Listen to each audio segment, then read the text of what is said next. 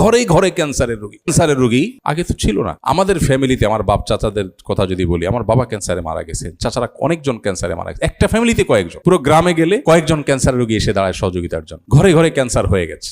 আজ আমরা বিশেষ করে জাঙ্ক ফুডে এত বেশি আক্রান্ত, মানে জাঙ্ক ফুডের নেশা এত বেশি আক্রান্ত আমরা, যে আমাদের কাছে এখন বার্গার, পিৎজা, তারপরে সমোসা, চানাচুর, তারপরে যা আছে এগুলো আমাদের সবচেয়ে প্রিয়। আমাদের পোলাপানের কাছে সবচেয়ে প্রিয়। পোলাপান এখন কাঁঠাল খাইতে চায় না, আম খেতে চায় না, বার্গার খেতে চায়। রুচি কি ভালো হয়েছে না নষ্ট হয়েছে? নষ্ট হয়ে গেছে। সে মনে করতেছে সে স্মার্ট হয়েছে। অনেক বাবা মা আবার গর্ব করে বলে, না না আমটা আমি সব খায় না, আমার বাচ্চারা একটা বার্গার খায়, মানে ওনার বাচ্চা অনেক স্মার্ট আর কি। ওনার বাচ্চা যে অসুস্থ, ওই বাচ্চার যে সোধবোধ নাই, সেন্স নাই, এটা উনি বুঝেনি না, যে ফুড ভ্যালু বিবেচনা করতে পারে না, কোন খাবার তার জন্য ভালো সেটা বুঝতেছে না, খেয়ে ধ্বংস হচ্ছে আর গ্যাস্ট্রিকের ওষুধ খাচ্ছে। আর আমরা একের পর এক ধ্বংস হচ্ছি। আমাদের খাদ্য শেষ হয়ে যাচ্ছে, পুরা সাপ্লাই চেইন পুরাটাই বরবাদ হয়ে গেছে। আজকেই দেখতেছিলাম যে আমাদের দেশে প্রতি বছর শুধু কেমিক্যাল আমদানি করা হয় $6 বিলিয়ন, 72 থেকে 75,000 কোটি টাকার, 72 থেকে 75,000 কোটি টাকার কেমিক্যাল বাংলাদেশে প্রতি বছর আমদানি করা হয়। এবং ডেইলি স্টার বলতেছে এটা প্রতি বছর ইয়ারলি 10 থেকে 15% বাড়তেছে,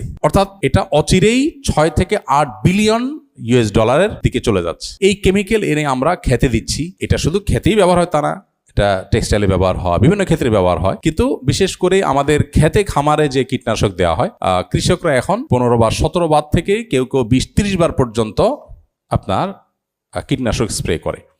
মাটিতে যে পরিমাণ আমরা আপনার কি বলে এটাকে, এই কেমিক্যাল আমরা যে পরিমাণ দিচ্ছি, তাতে শুধু মাটি শেষ হচ্ছে না, যে পানি আমাদের আছে সমাজে, মাটির নিচে পানি সব সহ শেষ হয়ে যাচ্ছে।